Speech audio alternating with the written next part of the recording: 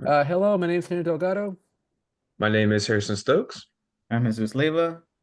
So I'm Sneha Sairaj Engulati. and our project was a UDP attack and defense. So essentially, what our project boils down to is a simulation of a distributed denial of service attack. This simulation was done on the UDP layer or the user datagram protocol layer. This layer essentially just deals with the communication between devices. So what this project aims to do is explore the mechanics of attacks, such as reflection and amplification attacks through simulation and through practical means like the Raspberry Pi and virtual means as a virtual machine, and analyze these attacks and create mitigations for these attacks and create a solid defense. So our methodology involves a three-step defense strategy to ensure we cover multiple layers on the TCP/IP model. We specifically target the application and network layers as these are the most controllable from a software perspective and a network perspective without tackling hardware issues. On the application layer, we specifically targeted user and client applications as we can implement rate limiting mechanisms to control the frequency of how many messages a user can send, along as reducing the size of the message in order to ensure it's below the maximum transmission unit of the network.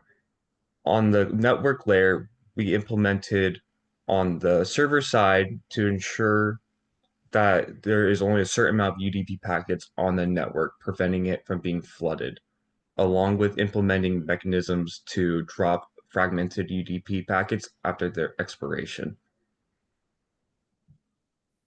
And so for the results before the defense, attackers typically flood the UDP server, as stated before, with an excess number of requests, which ultimately results in a lot of traffic for either the UDP server or the client. It just depends on how the attacker wants to go about it. And since the high traffic is overwhelming the client slash the UDP server, it can ultimately cause a DDoS because too much information is getting flown into it and the data just gets, or the internet just gets overwhelmed. So they get denied of service. And as you can see, there's a Wireshark figure below showing the sheer amounts of data being flown within from the UDP server to the client.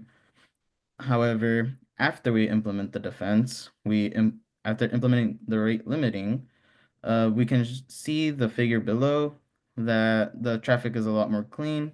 It takes a lot more time for the packet to actually be sent because reasonably speaking, a, a person won't be spamming a lot of requests to the server. It'll maybe take like 1 to 2 per second at most, but we can detect if there's like an abnormality, and as you can see, the defense is very successful.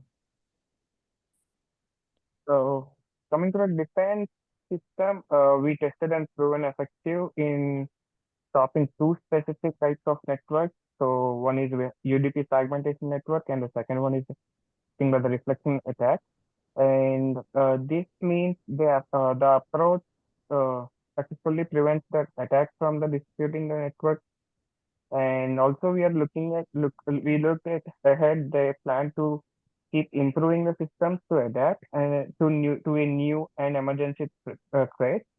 So ultimate goal is to build a network defense that is both strong and stable, and also capable of resisting different types of attacks in the future.